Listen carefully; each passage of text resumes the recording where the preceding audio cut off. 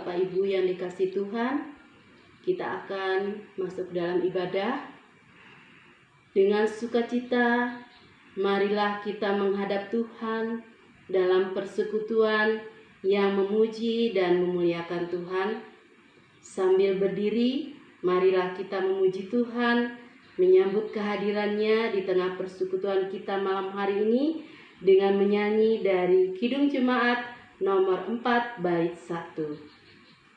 Hai mari sembah yang maha besar, nyanyikan syukur dengan bergema, perisai umatnya yang maha esa, mulia namanya, tahtanya megah. Bapak Ibu, mari kita satu dalam doa.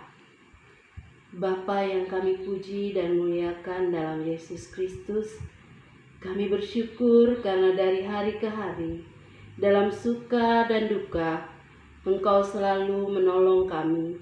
Engkau mengetahui semua kekurangan dan kelemahan kami dan mengampuni segala kesalahan kami. Kami bersyukur karena diberi kesempatan untuk menghayati persekutuan dengan Tuhan dan sesama melalui nyanyian, doa, dan mendengarkan firman-Mu. Kuduskanlah ibadah kami ini ya Tuhan, dari awal, pertengahan, hingga akhirnya. Dalam nama Tuhan Yesus kami berdoa. Amin. Marilah kita bermazmur bagi Tuhan berdasarkan Mazmur 1 ayat 1 sampai 6 secara berbalasan.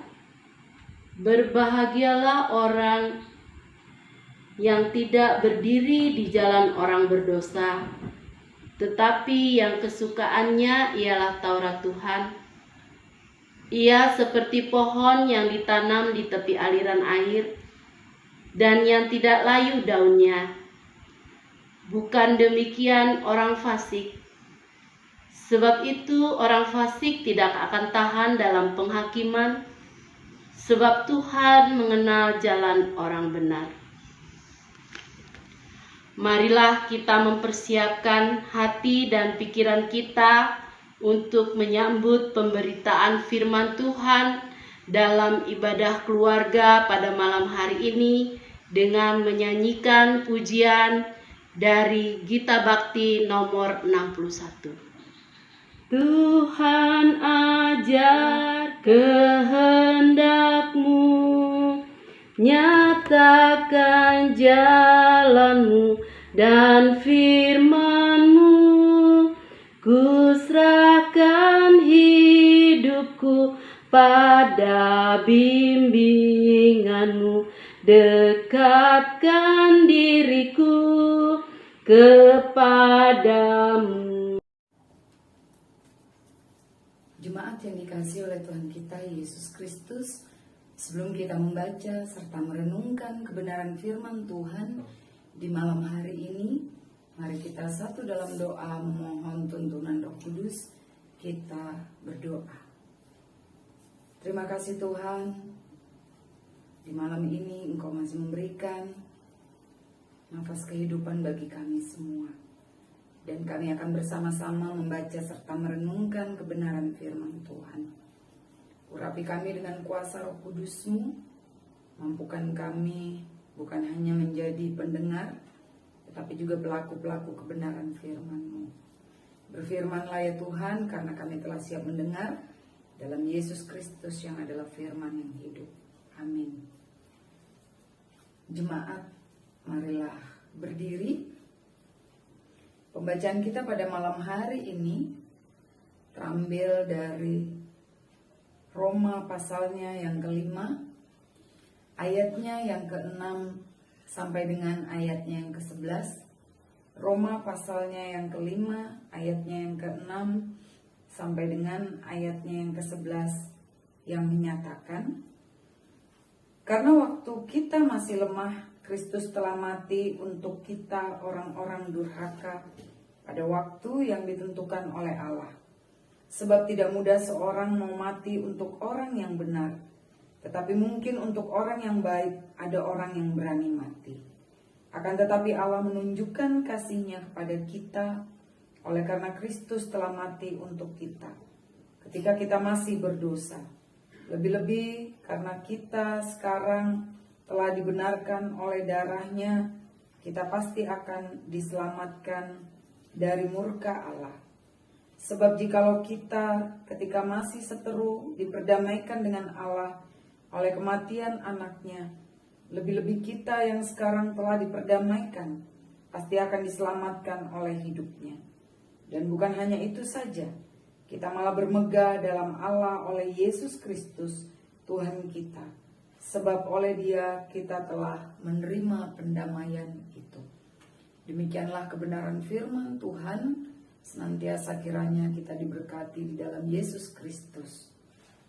Jemaat silakan duduk kembali. Jemaat yang dikasihi oleh Tuhan kita Yesus Kristus, sebelum kita membaca serta merenungkan kebenaran firman Tuhan di malam hari ini, mari kita satu dalam doa memohon tuntunan Roh Kudus. Kita berdoa. Terima kasih Tuhan, di malam ini Engkau masih memberikan nafas kehidupan bagi kami semua. Dan kami akan bersama-sama membaca serta merenungkan kebenaran firman Tuhan. Urapi kami dengan kuasa Roh Kudus-Mu, mampukan kami bukan hanya menjadi pendengar, tetapi juga pelaku-pelaku kebenaran firman-Mu. Berfirmanlah ya Tuhan, karena kami telah siap mendengar, dalam Yesus Kristus yang adalah firman yang hidup. Amin. Jemaat, marilah berdiri. Pembacaan kita pada malam hari ini terambil dari Roma pasalnya yang kelima, ayatnya yang ke-6 sampai dengan ayatnya yang ke-11. Roma pasalnya yang kelima, ayatnya yang ke-6 sampai dengan ayatnya yang ke-11 yang menyatakan, karena waktu kita masih lemah, Kristus telah mati untuk kita orang-orang durhaka pada waktu yang ditentukan oleh Allah. Sebab tidak mudah seorang mau mati untuk orang yang benar, tetapi mungkin untuk orang yang baik ada orang yang berani mati. Akan tetapi Allah menunjukkan kasih-Nya kepada kita oleh karena Kristus telah mati untuk kita ketika kita masih berdosa. Lebih-lebih karena kita sekarang telah dibenarkan oleh darah-Nya, kita pasti akan diselamatkan dari murka Allah. Sebab jikalau kita ketika masih seteru diperdamaikan dengan Allah oleh kematian anaknya, lebih-lebih kita yang sekarang telah diperdamaikan pasti akan diselamatkan oleh hidupnya.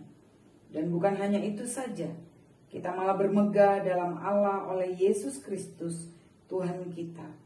Sebab oleh Dia kita telah menerima pendamaian itu. Demikianlah kebenaran firman Tuhan. Senantiasa kiranya kita diberkati di dalam Yesus Kristus. Jemaat silakan duduk kembali. Jemaat yang dikasihi oleh Tuhan kita Yesus Kristus, berbicara tentang penebusan, pasti semua orang Kristen tahu bahwa di dalam Yesus Kristus kita telah mengalami penebusan tersebut. Kita tahu bahwa Dia mati di kayu salib untuk menebus manusia. Dan inilah yang menjadi inti dari kepercayaan Kristen yang beriman kepada Yesus Kristus. Dan semua orang Kristen percaya akan hal ini. Namun demikian, masih saja ada orang Kristen yang berkata, jika saya percaya bahwa Yesus mati di atas kayu salib, itu adalah fakta sejarah. Tetapi saya belum mengerti dan mengenal akal sehat saya bahwa hanya karena kematian Yesus, seluruh umat manusia diselamatkan dosa-dosanya. Bagaimana mungkin hal ini dapat terjadi? Kalau kita lihat dan kita baca di dalam Roma pasalnya yang kelima, ayatnya yang ke-8 sampai dengan 9, yang mengatakan bahwa Akan tetapi Allah menunjukkan kasih-Nya kepada kita oleh karena Kristus telah mati untuk kita, karena kita masih berdosa. Lebih-lebih karena kita sekarang telah dibenarkan oleh darah-Nya, kita pasti akan diselamatkan dari murka Allah. Ayat-ayat ini jelas memperlihatkan kepada kita bahwa Allah mengasihi kita. Kasih-Nya dinyatakan dengan mengorbankan putranya sendiri. Karena itu kita pasti diselamatkan. Perhatikan baik-baik bahwa di dalam ayat ini dikatakan juga bahwa Allah mewujudkan kasih-Nya ketika kita masih berdosa.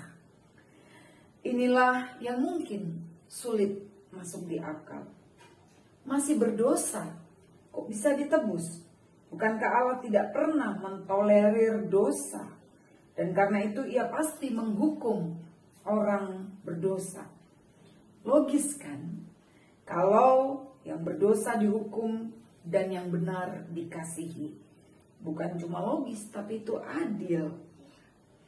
Tetapi kita mau melihat bersama melalui pembacaan kita ini bahwa apakah orang berdosa tidak layak menerima pengasihan Allah? Mereka layak, asalkan mereka berbalik dari dosanya. Inilah yang dikatakan, baiklah orang fasik meninggalkan jalannya dan orang jahat meninggalkan rancangannya. Baiklah ia kembali kepada Tuhan, maka dia akan mengasihaninya. Dan kepada Allah kita, sebab ia memberi pengampunan dengan limpahnya. Seperti yang diungkapkan dalam kitab Yesaya pasal yang ke-55 ayatnya yang ke-7. Tentunya yang dikatakan oleh Yesaya ini masuk akal. Allah mengampuni orang kalau ia bertobat. Tetapi bagaimana dengan perkataan Paulus yang mengatakan Kristus telah mati untuk kita ketika kita masih berdosa? Artinya Kristus telah bertindak mengampuni kita walau kita masih berdosa.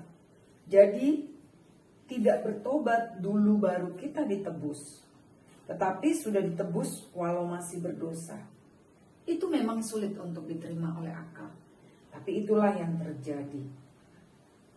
Bagaimana menjelaskan ungkapan Rasul Paulus di dalam pembacaan kita pada saat ini? Apakah pertobatan tidak perlu? Karena bukankah Yesus mau menebus kita ketika kita masih berdosa? Maksud dari perkataan Rasul Paulus ini bukan berarti kita tidak bertobat dari dosa-dosa kita, karena Kristus telah menebus kita. Yesus sendiri menyerukan, bertobatlah kamu. Yang mau dikatakan Paulus adalah kasih Allah tidak tergantung pada pertobatan kita. Kita bertobat atau tidak, Allah tetap dan bahkan telah terlebih dahulu mengasihi, menebus kita. Ini memang tidak masuk akal, tetapi dapat kita pahami dalam iman percaya kita. Kita memakai hal ini, percaya bahwa Tuhan telah terlebih dahulu menebus kita. Jemaat yang dikasihi oleh Tuhan kita Yesus Kristus, ketika kita sungguh mencintai seseorang, maka apapun sikap orang tersebut terhadap kita, kita akan tetap mencintainya. Katakanlah orang tersebut mungkin menolak cinta kita, tapi kita tetap mengasihinya. Sama seperti kasih seorang ibu, walau anaknya mendurhakainya, ia tetap mengasihinya. Bahkan dia terlebih dahulu memaafkan anaknya sebelum anak tersebut menyadari kesalahan yang dia lakukan. Begitulah gambaran kasih Allah dalam Yesus Kristus. Ia telah menebus kita. Ia tidak peduli apakah kita sudah bertobat atau belum. Ia mengorbankan dirinya walau kita masih menyakiti hatinya. Maka Kalau kita mau memperoleh penebusan, karya keselamatan itu berlaku efektif di dalam hidup kita, kita harus melakukan pertobatan. Tanpa pertobatan, memang Allah telah dan tetap mengasihi kita.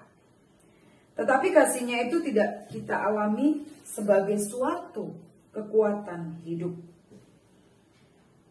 Ini dapat kita andaikan kalau kita seperti halnya kita sedang tenggelam. Yesus datang menolong kita dengan melemparkan pelampung. Ini berarti Yesus sudah datang menyelamatkan kita.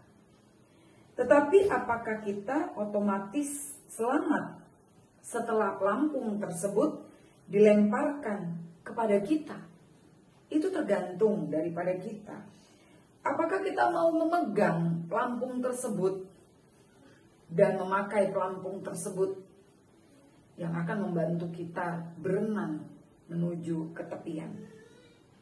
Ataukah kita tidak mau memakai pelampung tersebut? Kalau kita mau selamat, kita harus memegang alat itu dan mau ditarik ke arah Yesus. Jadi, di dalam anugerah penyelamatan yang ditawarkannya kepada umat manusia, Yesus memberikan pilihan kepada kita. Menolak atau menerima.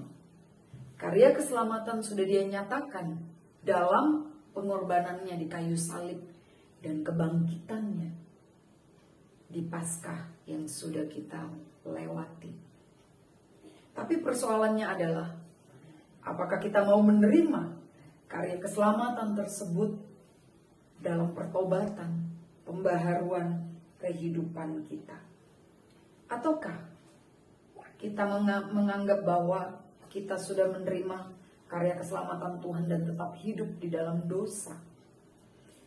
Pilihan mana yang mau kita ambil akan menentukan selamat tidaknya kita bersama dengan Yesus Kristus.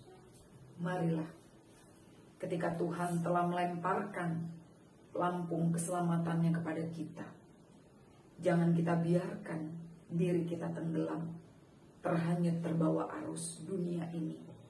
Tetapi peganglah pelampung tersebut yang akan membantu kita menuju ke tepian, dan pada akhirnya kita tidak akan tenggelam di lautan dunia ini. Kiranya Tuhan Yesus memberkati kita semua. Amin. Kita akan merespon firman Tuhan dengan menyanyi dari Gita Bakti nomor 116 bait 1. Yesus inginkan dirimu bersinar terang.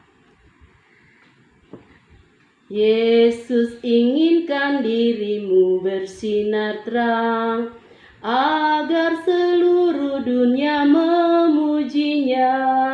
Bawa cahayanya di tiap langkahmu, agar terangnya makin jauh tersebar di dalam perbuatanmu, di dalam perkataanmu. Ingatlah Kristus minta darimu, pancarkan sinar kasih-Nya kepada dunia yang gelap, supaya dunia mengagungkan nama-Nya.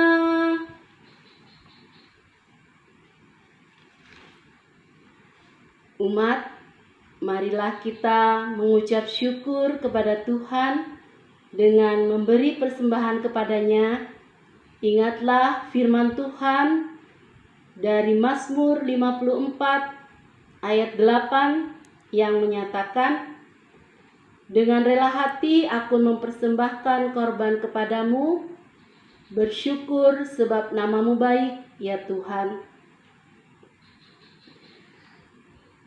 Tuhan memberkati saudara dan persembahan saudara. Umat, marilah kita naikkan syafaat kita. Allah yang senantiasa kami sembah di dalam Yesus Kristus, kami berterima kasih untuk kesempatan indah yang masih Tuhan berikan di malam hari ini, sehingga kami boleh bersama-sama memuji, memuliakan Tuhan di tengah situasi kondisi saat ini, ketika kami tidak dapat berjumpa secara fisik dalam persekutuan kami. Tetapi Tuhan tetap mempersatukan dan memperjumpakan kami di dalam kebenaran firman dan melalui ibadah live streaming ini ya Tuhan. Biarlah kiranya ya Tuhan, kebenaran firman yang sudah kami dengarkan tadi menjadi kekuatan bagi kami untuk tetap setia berjalan bersama dengan Tuhan. Untuk kami setia melakukan pembaharuan kehidupan kami. Untuk kami menanggalkan kedagingan dan manusia lama kami. Karena Tuhan telah menebus kami sebagai anak-anak yang Engkau kasihi. Biarlah kiranya ya Tuhan, di tengah-tengah persekutuan ini kami juga dapat saling mendoakan, menopang satu dengan yang lainnya ya Tuhan. Sebagai pelayan-pelayan Tuhan yang Engkau hadirkan, sebagai presbiter, diaken, penatua, dan pendeta. Engkau memberkati kami semua ya Tuhan, dalam gumul juang pelayanan kami, bersama dengan unit-unit misioner yang ada. Tuhan mampukan kami untuk melaksanakan seluruh tanggung jawab panggilan dan pengutusan. Bahkan juga dalam segala rancangan program kerja yang ada, bahkan juga ya Tuhan, dalam situasi kondisi ini juga, Tuhan mampukan kami untuk tetap setia melakukan apa yang menjadi kehendak Tuhan di tengah-tengah kehidupan kami. Bagi jemaat Tuhan dari sektor pelayanan 1 sampai dengan 5, bahkan jemaat Tuhan yang ada di ketiga Gospelcast, kasih Tuhan juga senantiasa menjaga, memelihara. Bahkan juga bagi kami, anak-anak Tuhan, di tengah-tengah persekutuan kami, ketika kami juga bergumul di dalam kehidupan kami pribadi lepas pribadi, dalam pekerjaan, dalam pendidikan, bahkan juga dalam kehidupan rumah tangga. Terlebih lagi ya Tuhan, bagi jemaat Tuhan yang saat ini bergumul karena mengalami kelemahan tubuh, baik yang dirawat di rumah ataupun di rumah sakit. Bahkan jemaat kami yang saat ini terdampak dari COVID-19, Tuhan biarlah kiranya jangan ketakutan dan kekhawatiran menguasai mereka, tetapi iman percaya, kekuatan dan semangat yang dapat meningkatkan imun dalam tubuh mereka menjadi bagian dari kehidupan mereka, sehingga mereka dapat pulih kembali ya Tuhan.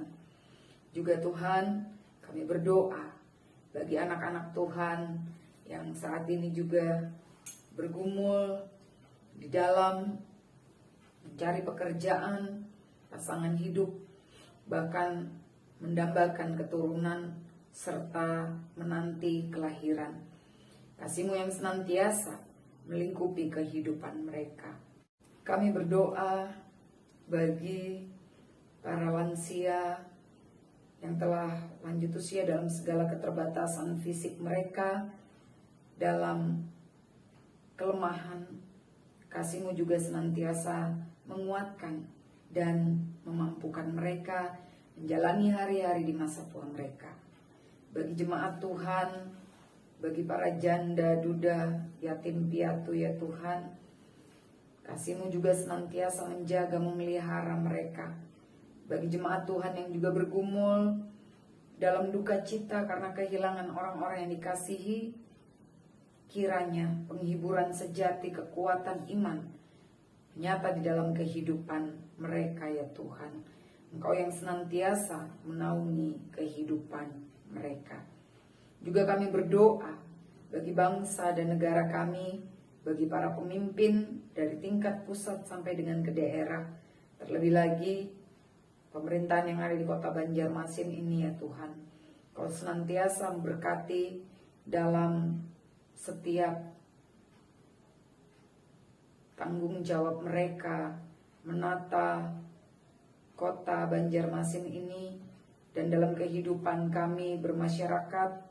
Kiranya ya Tuhan, dalam situasi kondisi saat ini kami tetap hidup di dalam damai sejahtera-Mu ya Tuhan.